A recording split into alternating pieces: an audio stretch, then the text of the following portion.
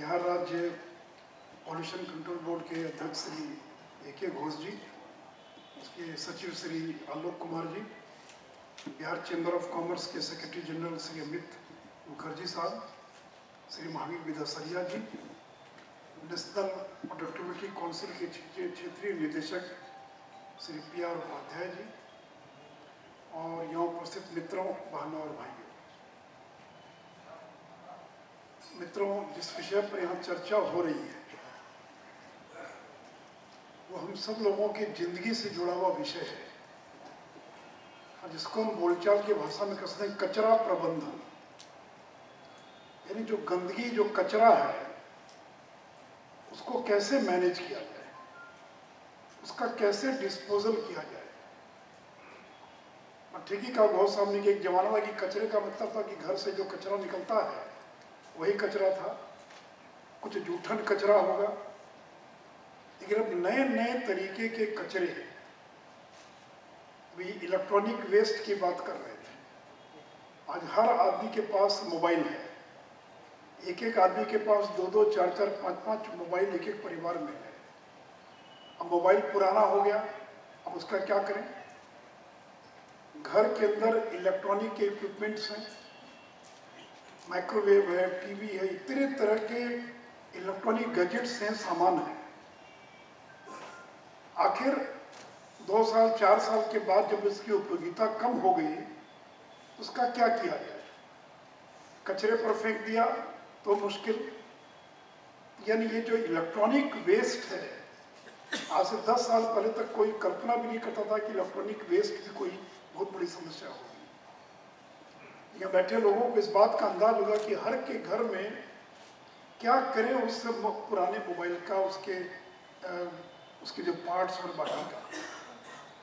तो उसी, और अगर आपने कचरे के ढेर पर डाल दिया तो उस मोबाइल फोन के भीतर जो सामान है, जो पार्ट्स लगे हुए हैं, उसमें इसी तरह के केमिकल्स, इसी तरह की चीज़ों का इस्तेमाल हुआ है जो बहुत ही खतरनाक है। इसलिए ये इलेक्ट्रॉनिक वेस्ट का कैसे डिस्पोजल किया जाए। मैं इस विभाग का दूसरी बार मंत्री बना हूँ। मैंने 5-6 साल पहले भी इस बात पर बैठक की, मीटिंग्स किया कि आखिर क्या तरीका होगा।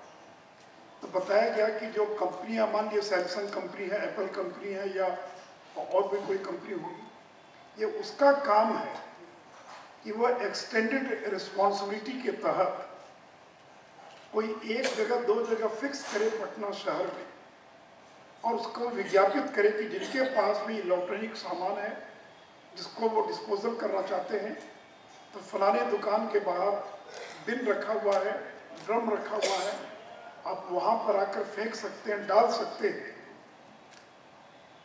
जब पिछले दिनों एक बैठक की गई यहाँ पटना के अंदर, और जितने इस प्रकार की बड़ी कंपनियां हैं उनके लोगों को आमंत्रित किया गया, तो अधिकांश को तो ये मालूम ही नहीं था ये उनकी भी कोई जिम्मेवारी है। और दूसरा आश्चर्य इस बात का था कि वेबसाइट पर जिन कंपनियों का एड्रेस दिया था कि इनका यहाँ पर कलेक्शन सेंटर है, उस कलेक्शन सेंटर जहाँ जिक्र था उसको भी ये नहीं मालूम था कि मेरे दुकान में कोई कलेक्शन सेंटर है। तो इसलिए मित्रों, बिहार सरकार का पॉल्यूशन कंट्रोल बोर्ड आगे आने वाले दिनों में इलेक्ट्रॉनिक वेस्ट जो है, जो शहरी क्षेत्रों के लिए बहुत बड़ी चुनौती बन गई है, इसके निष्पादन की दिशा में हम कार्रवाई करेंगे। और जो मैन्युफैक्चरर्स हैं, जो इलेक्ट्रॉनिक गुड्स के जो मैन्युफैक्चरर्स हैं, उनकी मीटिंग बुलाकर उनकी बैठक करके और बहुत जल्द उनका कलेक्शन सेंटर जो है और हम लोग पटना में प्रारंभ करेंगे। उसी प्रकार मित्रों, दूसरी एक मेडिकल वेस्ट की बात आती है। अब हम लोग इस बात की कल्पना भी नहीं कर सकते कि एक जो नर्सिंग होम है उसे कितना कचरा निकलता है और किस तरह का कचरा निकलता है। ऑपरेशन होता है, पेशाब है, मवाद है, इतने तरह की शरीर के भीतर का उत्सर्जन है। और फिर इसका सिरिंज है, सुई है, रुई है, बैंडेज है। माने अगर किसी का फ्रैक्चर हो गया तो उसका जो प्लास्टर और पेरिस का जो सारा चीज़ रहता है, ये इतना खतरनाक है यह मेडिकल वेस्ट। और ये मेडिकल वेस्ट जो है पानी के साथ जमीन के भीतर जाकर हमारे ग्राउंड वाटर को भी प्रदूषित करने का काम करता है। और मैं A.K. घोष जी को धन्यवाद देना चाहूँगा कि बिहार के अंदर बड़ी संख्या में जो नर्सिंग होम्स थे उनको नोटिस दिया, उनका वर्कशॉप आयोजित किया कि आपका जो मेडिकल वेस्ट है ये आप यूं ही नहीं फेंक सकते। और जो बिहार में कई जगह उसके डिस्पोजल के लिए इंसिनरेटर का निर्माण किया गया है। तो पोल्यूशन कंट्रोल बोर्ड या जो कंपनी इंसिनरेटर लगाने वाली कंपनी है, उसकी जिम्मेवारी है कि वो हर नर्सिंग होम में जाए, 1 दिन पर जाए, 2 दिन पर जाए, मेडिकल वेस्ट को इकट्ठा करे, उसको ले जाकर उसका डिस्पोजल करे। जो नर्सिंग होम है उसको उसके लिए कुछ पे करना पड़ेगा, उसको फी देनी पड़ेगी। लेकिन लोगों को लगता है कि हम क्यों पैसा खर्च करें, हम क्यों दें। हमारा तो नर्सिंग होम से जो सामान जो निकलती है गंदगी, उसको 2 दिन के बाद नगर निगम के कचरे पर जाकर फेंक दिया।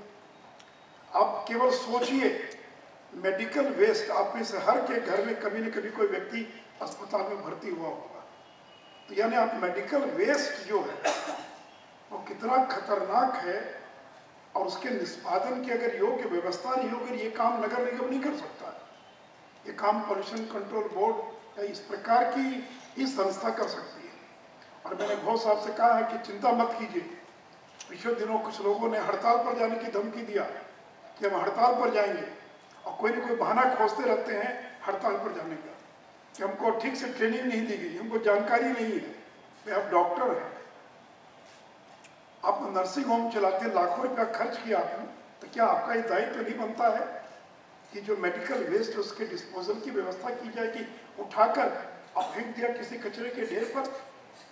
इसलिए मैं जितनी भी बिहार के अंदर जो नर्सिंग होम्स हैं, चाहे सरकारी हों या गैर सरकारी हों, मैं उन सभी लोगों को चेतावनी भी देना चाहूँगा कि अब ये कोताही बर्दाश्त नहीं की जाएगी। आप 2 महीने से मांगे, हम 6 महीना देने के लिए तैयार हैं। आपकी जो कठिनाइयाँ उसका हम समाधान करने के लिए तैयार हैं। लेकिन ये बर्दाश्त और स्वीकार नहीं होगा कि जो बायोमेडिकल वेस्ट है वो कहीं पर भी यूं ही फेंक दिया जाए। मुझे पता नहीं यहाँ जो लोग आए हुए किस प्रकार के लोग हैं, किनको रिप्रेजेंट करते हैं, लेकिन जो नगर निकाय से जुड़े लोग अगर हैं उनसे मैं जरूर आग्रह करूँगा कि अपने यहाँ हर शहर में सारे नर्सिंग होम्स की मीटिंग बुलाकर और उसकी व्यवस्था कराइए। क्योंकि ये काम नगर निगम नहीं कर सकता है, काम पोल्यूशन कंट्रोल बोर्ड या स्वास्थ्य विभाग को ही और इसकी चिंता और इसकी व्यवस्था करना पड़ेगा। तो इसलिए मित्रों, ये जो 2 प्रकार का कचरा है, इलेक्ट्रॉनिक कचरा और जो बायोमेडिकल वेस्ट, और बाकी जो सामान्य जिसको सॉलिड वेस्ट कहते हैं, ठोस अपशिष्ट प्रबंधन, तो मैं कम से कम पटना नगर निगम को धन्यवाद देना चाहूँगा कि बहुत वर्षों के बाद एक शुरुआत हुई है कि घर घर जाकर कचरा इकट्ठा करना प्रारंभ हुआ है। मैं तो इस विभाग का 2.5 साल मंत्री था, तो मुझे लगता था कि पावर में रहकर मैं पावरलेस हूँ, अपने घर के बाहर का कचरा उठवा नहीं पाते। आखिर वो नगर निगम की गाड़ी कितनी बार आएगी, 9 बजे आई, उठाकर चली गई, 3 घंटे के बाद फिर कचरा इकट्ठा हो गया। तो ये डोर टू डोर कलेक्शन, और मैंने उस समय एक private company A to Z को मेरे ही समय में, और प्राइवेट कंपनी आई थी A to Z, और डोर टू डोर कलेक्शन प्रारंभ हुआ। लेकिन बाद में कोई कठिनाई आई और कंपनी छोड़कर चली गई। लेकिन मैं नगर निगम को धन्यवाद देना चाहूँगा कि अब फिर से पटना के अंदर एक डोर टू डोर कलेक्शन प्रारंभ हुआ है। और मैं लोगों से भी आग्रह करूँगा कि लोग पैसा देने में कोताही करते हैं। अगर 1 रुपया, मेरे ख्याल से 30 रुपया देना प्रति माह घर जो है, तो उनको लगता है हम क्यों दें। एक बिल्डिंग में मणिकांत जी यहाँ बैठे हुए हैं, बिल्डर हैं, बड़े बिल्डर हैं, बिल्डिंग बनाते हैं। अब फ्लैट वालों को लगता है कि भाई हर फ्लैट क्यों देगा, मेरे घर से तो कचरा ही कितना निकलता है, आधा टोकरी तो निकलता ही नहीं, हम क्यों दें। तो मैं आपसे भी आकर करूँगा, आप जैसे लोगों से, कि आप लोगों का भी काम है कि जितने अपार्टमेंट्स हैं, जो बिल्डिंग्स हैं, तो लोग पे करें, लोग पैसा दें। अगर लोग पैसा नहीं देंगे तो फिर वो कचरा संग्रह कैसे होगा। और मैंने कई बार नगर निगम और बाकी लोगों से भी कहा है कि घरों से कचरा इकट्ठा होना तो एक बात है, सबसे ज़्यादा कचरे की जगह कौन सी, तो सब्जी मंडी। आप मुसल्लमपुर हाट चले जाइए, मीठापुर चले जाइए, बाजार समिति चले जाइए, इतनी बड़ी मात्रा में और जो सब्जी, सड़ी हुई सब्जी या बाकी का कचरा इकट्ठा होता है।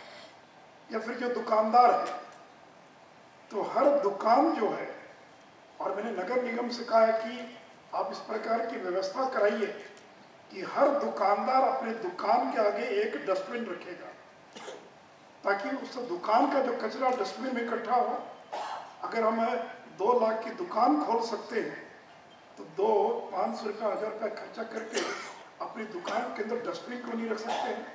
और यहाँ चेंबर और BIA के लोग बैठे हुए हैं, आपसे आग्रह करूँगा, ये आपका भी दायित्व बनता है कि जितने भी शॉपकीपर्स, जितने भी दुकानदार हैं, यूँ नहीं कि झाड़ू लगा के झाड़ दिया और गर्दा जो है वो फुटपाथ पर धीरे से झाड़ू से आगे फेंक दिया। यानी मैं एग्जीबिशन रोड में सबसे ज़्यादा गाड़ियों के शोरूम से क्या कहते हैं उसको, दुकानें, जो पार्ट्स, मोटर पार्ट्स की दुकानें, इधर तो मैंने नहीं देखा, लेकिन 2-4 साल पहले दिखता था, प्लास्टिक का ढेर लगा रहता था। और कारण क्या था, नई नई गाड़ियाँ आती थी और वो जो ड्राइविंग व्हील है उस पर प्लास्टिक लगाना, कोई और चीज़ लगाना, तो प्लास्टिक फाड़ कर फेंक दिया। शाम को जाइए एग्जीबिशन रोड के अंदर अप्सरा सिनेमा से लेकर आगे तक एकदम कचरा लगा हुआ था। तो क्या ये काम केवल नगर निगम का काम है क्या, कि ये काम दुकानदार का काम नहीं है क्या, कि भाई मैं अपने दुकान का कचरा मैं फुटपाथ पर नहीं फेंकूंगा। मेरी दुकान में कोई ग्राहक आता है, कुछ खा कर अगर फेंकना है तो हर दुकान में डस्टबिन होना चाहिए। और ये डस्टबिन नगर निगम उपलब्ध नहीं कराएगा, दुकानदार का दायित्व है कि वो अपने खर्च से अपने दुकान में डस्टबिन की व्यवस्था करे।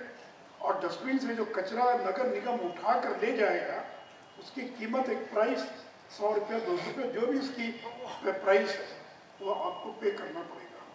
उसी प्रकार कचरे की एक बड़ी जगह है, जितने भी होटल्स हैं पटना के, रेस्टोरेंट है, अब यही मौर्या होटल है या कोई भी और होटल होगा, आखिर उसके कचरे का क्या होता है, उसकी जूठन का क्या होता है। तो ये जो छोटे हो या बड़े हो, ये जो रेस्टोरेंट हैं, होटल्स हैं, इनका जो वेस्ट है इसकी डिस्पोजल की व्यवस्था है। यानी अलग अलग इस प्रकार से, उसी प्रकार कंक्रीट, क्या कहते हैं, CND, concrete and demolition, CND, construction and demolition. अब मेरे घर में 2 महीना पहले कोई छोटी मोटी तोड़ फोड़ हुई, अब 2 बोरा सीमेंट का ब्लॉक निकला, अब क्या करें उसका, अगर वहाँ फेंक दिया तो नगर निगम की गाड़ी तो ले जाएगी उठाकर, लेकिन उसी कचरे में वो मिक्स हो जाएगी। इसलिए यह, और मैं केवल जनता को मैं जिम्मेवार दोष नहीं ठहराता हूँ, हम भी जिम्मेवार हैं, नगर निकाय भी। हमने क्या व्यवस्था की भाई, बहुत सारे बड़े शहरों में हम लोगों ने देखा है कि कंस्ट्रक्शन और डिमोलिशन मटेरियल, अब शहर है, नए नए मकान बनेंगे, पुराने मकान टूटेंगे, या नए मकान में भी मरम्मती का काम हो रहा पुराने मकान में, तो वो जो कंस्ट्रक्शन मटेरियल है उसके डिस्पोजल की क्या व्यवस्था होगी, कौन ले जाएगा, कहाँ ले जाएगा। तो बहुत सारे शहरों के अंदर बड़ी बड़ी कंपनियां आ गई हैं जो डिमोलिशन कंस्ट्रक्शन मटेरियल को इकट्ठा करके और उसको फिर उससे बिल्डिंग के मटेरियल तैयार करती है। अब ये पटना में ये व्यवस्था नहीं बन पाई है, लेकिन हम इस बात को भी देखेंगे कि आगे आने वाले दिनों में कंस्ट्रक्शन और डिमोलिशन का जो मटेरियल है, अगर किसी के घर में टूट फूट हुई, वो कहाँ टेलीफोन करे, किसको टेलीफोन करे, कौन है कि कंस्ट्रक्शन और डिमोलिशन मटेरियल को उठा कर ले जाएगा, नगर निगम ले जाएगा तो कहाँ ले जाएगा। ये बहुत सारे इश्यूज हैं जो आज से 10 साल पहले हमारे ध्यान में भी नहीं आते थे, लेकिन धीरे धीरे जिस प्रकार से जागृति पैदा हुई है उसके कारण यह विषय अब ध्यान में आ रहा है। जो सबसे बड़ी चुनौती मुझे लगती है वो है कि घरों से कचरा इकट्ठा हो गया, गाड़ियों में भरकर कचरा किसी एक पॉइंट पर पहुंचा दिया गया, उसके बाद उसका डिस्पोजल कैसे हो। यानी जो कचरा का जो ढेर लग गया, बैरिया में लगे या कहीं लगे, चाहे वो बायोडिग्रेडेबल हो या नॉन बायोडिग्रेडेबल हो, हरा हो या दूसरे रंग का हो, उसके बाद उसका निष्पादन कैसे हो। और मैंने ये स्वयं महसूस किया है कि अभी तक भारत में ऐसी टेक्नोलॉजी नहीं आई है। लाख लोग आकर दावा करते हो कि हम वेस्ट से बिजली बनाएंगे, इतना बिजली बनाएंगे, इतना करेंगे। पटना में ये कंपनी को काम मिला नगर निगम से बिजली बनाने का, कोई अमेरिकन कंपनी है, नाम तो कहता अमेरिकन कंपनी, उसका तो कोई ना कोई एजेंट होगा यहाँ पर जो उसके नाम पर यहाँ काम करता होगा। तो मैंने पूछा कि आप कहते कि बिजली बनाएंगे पटना के अंदर, इसके पहले हिंदुस्तान में कहीं बिजली बनाए हैं क्या? तो चुप हो गया। हमने कहा कि आप इसके पहले कहाँ काम किया? तो पता नहीं, गुजरात में ऐसे शहर का नाम लिया जिसका नाम मैंने तो आज तक नहीं सुना।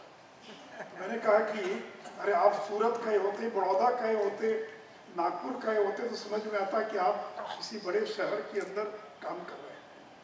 कहने का मतलब ये कि देखिए, जो विदेशों की टेक्नोलॉजी है, जो फॉरेन टेक्नोलॉजी है, वो भारत के संदर्भ में आज वो उपयुक्त नहीं है। उसका कारण ये है कि हमारे कचरे में हर तरह की चीज मिक्स है। विदेशों के अंदर हर घर के अंदर जो है कचरा, इतने वर्षों के अनुभव के कारण उनको मालूम है कि कौन बायोडिग्रेडेबल है, कौन नॉन डिग्रेडेबल है, किस कचरे को किस में डालना, फिर ले जाने की व्यवस्था, उसकी पूरी व्यवस्था। यहाँ तो क्या है कि पत्थर भी उसी में, कंकड़ भी उसी में है, धूल भी उसी में है, कागज भी है, प्लास्टिक भी है, सब कचरा एक ही जगह इकट्ठा है। और अब वो जाएगा तो वहाँ उसकी सॉर्टिंग कैसे होगी, उसकी छटाई कैसे होगी, और छटाई करने के बाद उससे कोई चीज़ पैदा करना। तो मैं इतना ही कहूँगा, मैं कोई हतोत्साहित नहीं कर रहा हूँ, लेकिन मैंने दिल्ली वगैरह सब जगह देखा, अभी तक ये जो कहते हैं कि हम पावर बनाएंगे, वो टेक्नोलॉजी तो बहुत सफल टेक्नोलॉजी अभी तक नहीं हुई है।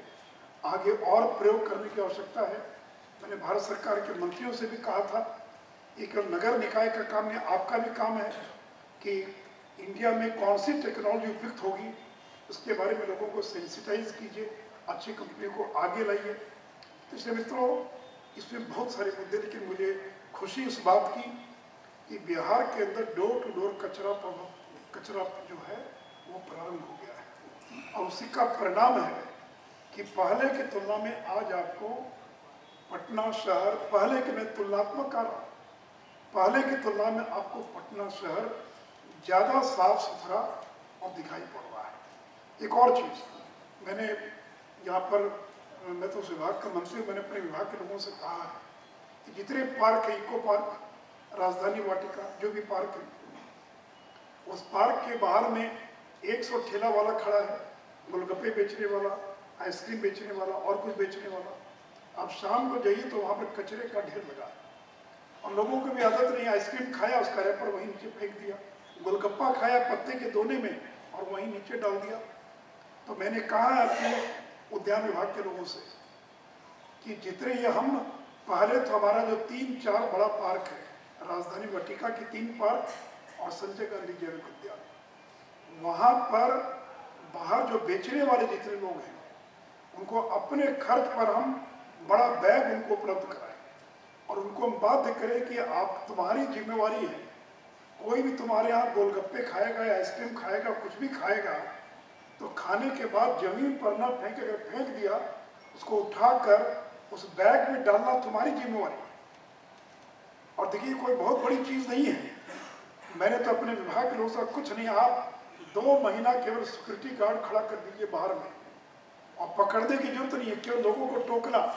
जैसे कोई व्यक्ति खाकर नीचे फेंकता, उसको आग्रह करना, अरे भाई आपने गिरा दिया नीचे, इसको कृपया उठाकर और डालिए उसके ऊपर। देखिए 2 महीने के भीतर सुधर जाएगा, और मैं इसको करके दिखाऊंगा। और आगे आने वाले दिनों के अंदर कम से कम जो 3-4 पार्क, आखिर क्यों नहीं हो सकता? केवल आदत की बात। मुझको याद है कि हमारे विधायकों की एक टीम गई थी भूटान।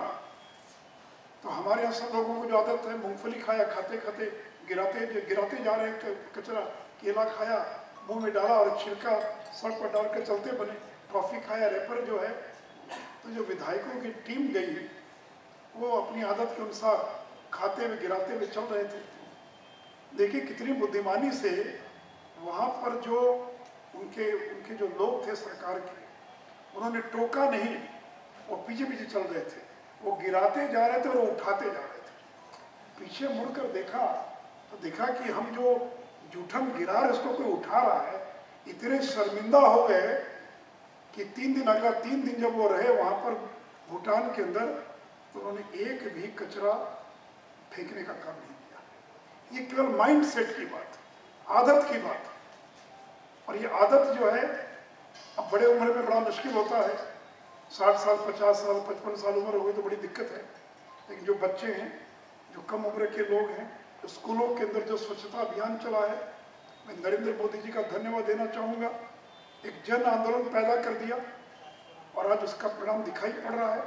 आज हर व्यक्ति और स्वच्छता की बात कर रहा है। तो इसी प्रकार से लोगों की मानसिकता को बदलना और फिर इंतजाम करना। और मैं तो लोगों से कहता हूँ और आपसे भी कहूँगा, जो बैठे लोग हैं, अगर डस्टबिन नहीं है तो आप कचरे को अपने पॉकेट में डाल लीजिए। आपका जो अपना कचरा है, कोई कागज का टुकड़ा होगा, कोई रैपर होगा, कोई और चीज़ होगा, और जहाँ डस्टबिन दिखाई पड़े वहाँ डालिए। और सरकार की ओर से भी हम प्रयास करेंगे कि ज़्यादा से ज़्यादा डस्टबिन जो है और जगह जगह लगाया जा सके, ताकि लोगों को कचरा डालने के लिए खोजना ना पड़े कि कचरा पेटी है कहाँ। तो अगर हम लोगों से अपेक्षा करते हैं कि अपनी आदत बदलें, तो ये सरकार का भी दायित्व है कि वह उसकी योग्य व्यवस्था करे, ताकि लोगों को अपने आदत के अनुसार आदत बनाए रखने में और उनको किसी प्रकार की कठिनाई नहीं हो। और मित्रों, अंत में आदरणीय प्रधानमंत्री जी ने और 15 अगस्त को अपने लाल किले के प्राचीर से दिए गए भाषण में इस बात का ऐलान किया है कि 2 अक्टूबर से पूरे देश के अंदर सिंगल यूज प्लास्टिक जो है उससे मुक्त भारत बनाना है। और एक बहुत बड़े पैमाने पर पूरे देश के अंदर ये सिंगल यूज प्लास्टिक से मुक्ति का अभियान प्रारंभ होने जा रहा है। और मित्रों, आपको मालूम है कि बिहार की सरकार ने 50 माइक्रोन से ज़्यादा के जो कैरी बैग हैं और जो प्लास्टिक के कैरी बैग हैं उनको प्रतिबंधित करने का निर्णय लिया है। लेकिन ठीक है कि प्रतिबंधित करने में कठिनाइयाँ भी हैं, क्योंकि बिहार में प्रतिबंधित हो गया, बगल के राज्य में नहीं है, तो दिल्ली से माल आ जाता, दूसरे जगह से माल आ जाता है। बड़ी मात्रा में रेड करके प्लास्टिक के कैरी बैग को, तो किनारे हो जाइए आप लोग, किनारे हो जाइए। तो प्लास्टिक के जो कैरी बैग हैं तो उसको जब्त भी किया जा रहा है, बड़ी मात्रा में जब्त किया गया है। मैं लोगों से आग्रह करूँगा, और देखिए प्लास्टिक की कैरी बैग की 2 सबसे बड़ी जगह है। एक तो जो स्टोर्स है, तो जो बड़े बड़े स्टोर हैं, मॉल्स हैं, वहाँ तो कल्चर आ गया कि वो आपसे 1 रुपया 1.5 रुपया ज़्यादा लेंगे बिल में और आपको कागज़ के या बाकी के कैरी बैग में आपको सामान की आपूर्ति करेंगे। लेकिन जो छोटे दुकानदार, उनकी दिक्कत है, जागृति भी नहीं है, साधन भी नहीं है। और सबसे ज़्यादा दिक्कत होती है सब्जी के बाज़ार में। आज से 20 साल पहले मेरे पिताजी, मेरे दादाजी बाज़ार जाते थे सब्जी खरीदने के लिए, तो प्लास्टिक का ज़माना नहीं था। अपने घर से झोला लेकर जाते थे, 2-2, 3-3 झोला, और सब्जी लिया या किराने का सामान लिया तो उस झोले में डाल कर घर में लेकर आते थे। लेकिन अब खाली हाथ हम लोग जाते हैं और उस प्लास्टिक के कैरी बैग में सब्जी या सामान लेकर हम चले आते थे। तो इसे देखिए, केवल कानून के डंडे से समाज में बदलाव नहीं आ सकता है। कानून ठीक है, कानून की कार्रवाई भी होगी, लेकिन लोगों की आदत को बदलना है। पहले की तुलना में काफ़ी बदलाव आया है। तो इसलिए एक तो ये प्लास्टिक कैरी बैग, और इस पर आगे भी और अभियान चलाएंगे। लेकिन जो सबसे बड़े सिंगल यूज प्लास्टिक, अब मैंने तो बहुत साल से कहा, बहुत साल बड़े वैज्ञानिक बने जाते हैं। हमने कहा कि भाई पहले तो आप वैज्ञानिक लोग प्रमोट करते हैं और फिर 5 साल के बाद कहते हैं खतरनाक, इस पर रोक लगाओ। अरे भाई, अगर प्लास्टिक इतना ही खतरनाक था तो जब ये प्लास्टिक जब प्रारंभ हुआ, यानी कैरी बैग वगैरह, उसी से मैं रोका जाना चाहिए था। अब जब लोगों की आदत बन गई, सब हो गया, तो अब कह रहे हैं कि आदत बदलिए।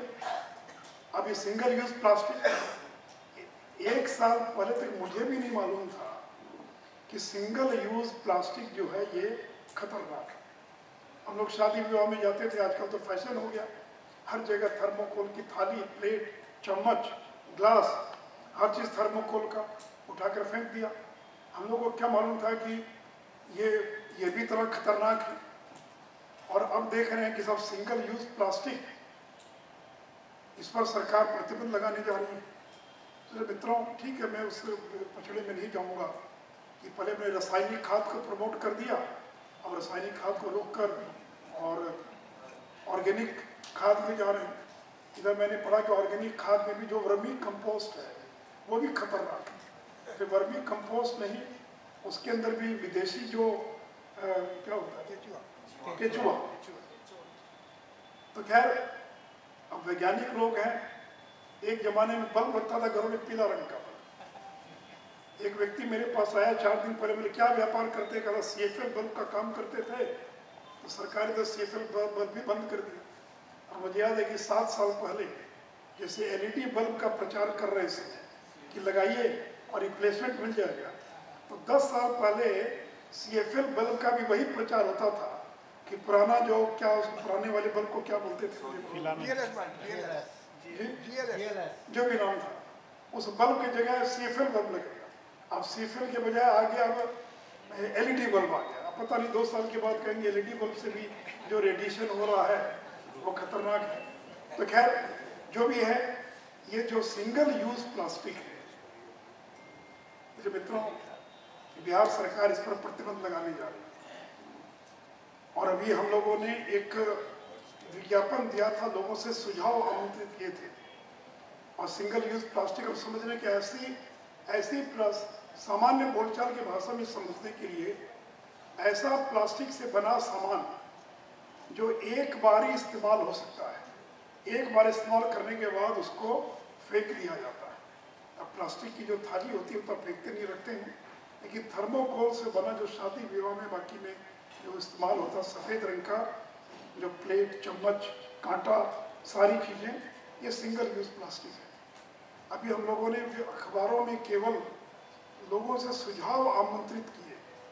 तो मुझे बता रहे थे आलोक जी कि कुल मिलाकर और करीब 600 लोगों ने सुझाव दिए। बड़ी संख्या में करीब 236 सुझाव जो मैन्युफैक्चरर्स है उनके द्वारा आया है, या जो उसका व्यापार करते हैं। अब उन बेचारों के मन में डर पैदा हो गया कि जिंदगी भर काम कर रहे थे, पूरा सब्जी बाग में जाइए तो सिंगल यूज प्लास्टिक की दुकान एक लाइन से है, वो डरे हुए कि अब क्या होगा मेरे रोजगार का, मेरे व्यवसाय का, हम तो यही काम करते थे। तो उनके सुझाव हैं अलग प्रकार के कि रोजी रोटी में बेरोजगारी होगी, राज्य से पलायन होगा, थर्मोकोल, दोना, प्लेट इत्यादि शादी विवाह के समारोह में उपयोग होती अन्य चीज़ों से सस्ते हैं, इसलिए हम इस्तेमाल करते हैं। क्या थर्मोकोल बंद होने से प्रदूषण बंद हो जाएगा? यानी जो बेचने वाले लोग हैं या जो मैन्युफैक्चरर्स हैं, उनका संकट है कि बेरोजगारी बढ़ेगी, कारखाने बंद होंगे, उनकी रोजी रोटी का क्या होगा? सस्ता है, इसका विकल्प क्या है? अगर थर्मोकोल सिंगल यूज़ का इस्तेमाल शादी विवाह में न करें तो क्या चीज़ का इस्तेमाल करें? ये उनके सवाल हैं। और दूसरे आम जनता जो है वो है नए कारखाने का लाइसेंस निर्गत न किया जाए। बिहार के साथ अन्य राज्यों में प्रतिबंध हो तभी प्रतिबंध प्रभावी होगा, इसका विकल्प खोजा जाए। क्योंकि सरकार ने, क्योंकि अब सरकार करेगी जब पेड़ भी नहीं काटना तो पत्ते का धोना जो है वो भी दिक्कत हो सकती है, तो इसका विकल्प क्या है? यानी तरह तरह के रिसाइकलिंग की व्यवस्था हो। तो लगभग 600 से ज़्यादा लोगों ने सुझाव दिए हैं। अब इस सुझाव के आधार पर हम ड्राफ्ट नोटिफिकेशन बहुत जल्द पब्लिक डोमेन में डालने का काम करेंगे और इस ड्राफ्ट नोटिफिकेशन के आधार पर लोगों के विचार आमंत्रित करेंगे। हम चाहते हैं कि जागृति पैदा करके हम प्रतिबंध लगाएं। प्रतिबंध लगाना तो 2 मिनट का काम है, आप आज ही चाहें तो आज ही कर सकते हैं, 2 महीने में कर सकते हैं, लेकिन लोगों में एक जागृति पैदा, एक जन जागरण पैदा और से एक जन जागृति पैदा कर सिंगल यूज प्लास्टिक। और मैं तो जब प्रधानमंत्री जी ने ऐलान किया कि 2 अक्टूबर से गांधी जयंती के अवसर पर पूरे देश में एक बड़ा अभियान चलेगा। तो मैं तो भारत की सरकार से भी आग्रह करूंगा कि एक तो जहां मैन्युफैक्चरिंग हो रहा है उसी को रोकने की व्यवस्था की जाए, क्योंकि अगर मैन्युफैक्चरिंग होता रहेगा तो वितरण को और खपत को रोकना बड़ा कठिन काम हो जाएगा। इसलिए सिंगल यूज प्लास्टिक जो है उसके उत्पादन को रोकने की व्यवस्था, उत्पादन को प्रतिबंधित करने की, और साथ ही साथ पूरे देश में लागू किया जाए। बिहार में हमने लागू कर दिया, अब बगल के बंगाल ने अगर नहीं लागू किया, यूपी ने नहीं लागू किया, तो सीमा पर तो कोई चेक पोस्ट बना हुआ नहीं है, सामान आसानी से आ जाएगा, जिससे कठिनाई पैदा होगी। इसलिए पूरे देश में जन जागृति पैदा हो, पूरे देश के अंदर इसके उत्पादन, वितरण, उपभोग पर प्रतिबंध लगे, और साथ ही साथ पूरे देश में एक साथ सभी राज्यों के अंदर ये लागू होगा, तभी हम प्रभावी तरीके से इसको लागू कर पाएंगे। तो इसलिए मित्रों, जो प्लास्टिक और ये सब प्लास्टिक से जुड़ी हुई सारी चीज़ें हैं, और प्लास्टिक से हो रहा जो नुकसान है उसके बारे में ज़्यादा बताने की आवश्यकता नहीं है। यहाँ बैठे सब लोग, और अभी हमारे प्रधान सचिव श्री दीपक सिंह जी ने और पिछले महीने की 8 अगस्त को एक मीटिंग बुलाई थी, जो प्लास्टिक पैकेजिंग, जिनकी इंडस्ट्री में प्लास्टिक के पैकेजिंग का काम होता है, जैसे कोको कोला कंपनी के लोग आए थे। तो कोको कोला का जो ड्रिंक है वो प्लास्टिक की बोतल के अंदर पैक होता है, और मुझे खुशी कि कोको कोला के प्रतिनिधि द्वारा बताया गया कि कोका कोला ने UNDPM पटना नगर निगम के साथ मिलकर प्लास्टिक कचरे के निष्पादन हेतु समझौता किया है, और नगर निगम द्वारा 5000 वर्ग फीट जगह गठरी बाग में उपलब्ध कराया जा चुका है, और अगले 3 महीनों में उक्त स्थल पर कार्य आरंभ कर दिया जाएगा।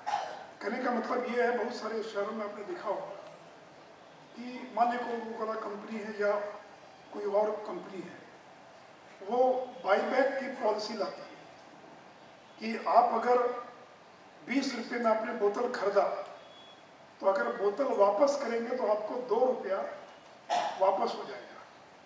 तो आदमी को भी लगता है चलो भाई हमने वापस किया तो मुझे 2 रुपया मिल गया। कचरा भूनने वाले लोग या और लोग हैं, उनको 2 रुपया या 1 रुपया मिल गया, और फिर वो सारी बोतल इकट्ठी होकर और कोको कोला कंपनी उसको इकट्ठा करेगी और उसको रिसाइकलिंग करने का काम जो है करेगी। तो मुझे खुशी है कि कोको कोला कंपनी ने और इस काम को करने के बारे में अपनी स्वीकृति प्रदान की है। उसी प्रकार कॉम्फेट जो है सुधा डेयरी की जो पाउच है, दूध का जो पाउच है, उसको भी वापस कलेक्ट करने का क्या तरीका हो सकता है।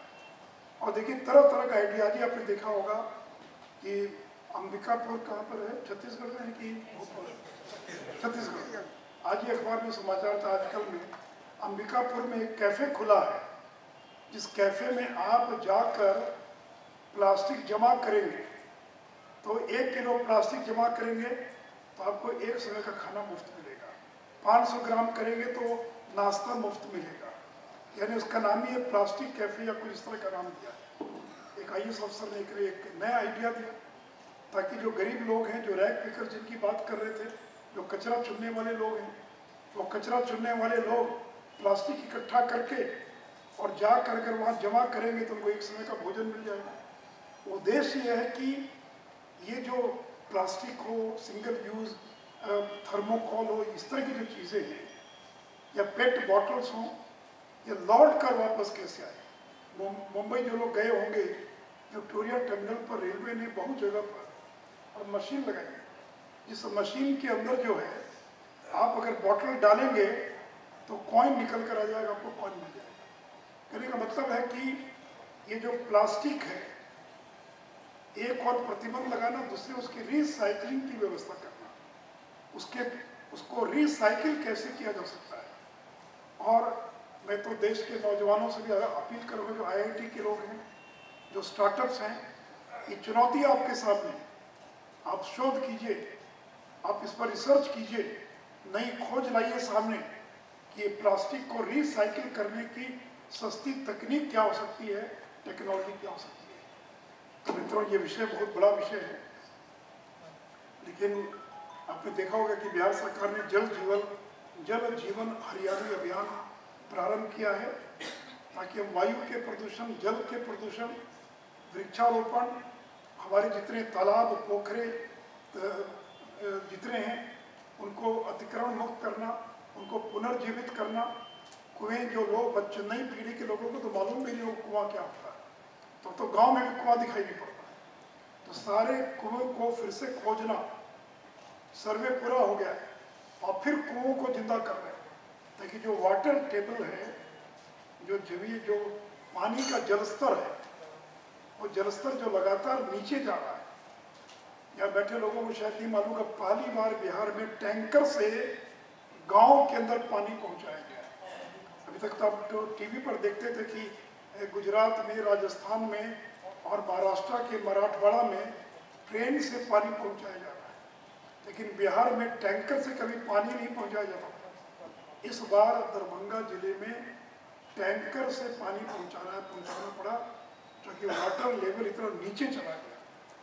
अगर हम नहीं चेतेंगे तो एक और वायु का प्रदूषण, एक और जल का प्रदूषण, एक और ग्लोबल वार्मिंग, और ये सारी चीजें इनसे जुड़ी हुई है। ये मत सोचिए कोई अलग चीज है, ये सब ये ग्लोबल वार्मिंग और क्लाइमेट चेंज का ही ये सारा असर। ये सारा कचरा नदी में जाकर, ये प्लास्टिक हो या सिंगल यूज हो या सॉलिड वेस्ट हो या इलेक्ट्रॉनिक वेस्ट हो, ये जमीन में जाकर पानी प्रदूषित कर रहा है, नदियों में जाकर प्रदूषित कर रहा है। इसलिए हमको तय करना है कि अगले 50 साल का बिहार कैसा चाहिए, अगले 50 साल का भारत कैसा चाहिए। इसलिए मित्रों, जो नगर निकाय से जुड़े लोग हैं और जो अलग अलग संस्थाओं से जुड़े लोग हैं, ये काम केवल सरकार का नहीं है, सरकार अकेले नहीं कर सकती। बिना जन भागीदारी के और इतना बड़ा आंदोलन जो है ये सफलतापूर्वक नहीं चला जा सकता है। तो मैं एनपीसी को धन्यवाद देना चाहूँगा कि आपने जागृति का अभियान प्रारंभ किया है। इसी प्रकार का अवेयरनेस जो समाज में ज़्यादा से ज़्यादा पैदा करने की आवश्यकता है। इन्हीं शब्दों के साथ बिहार के अलग अलग स्थानों से, नगर निकायों से या अन्य संस्थाओं से जो लोग आए हुए हैं, उन सभी लोगों को मैं अपनी ओर से भी बधाई देता हुआ और अपनी बात समाप्त करता हूँ। जय हिंद, जय भारत।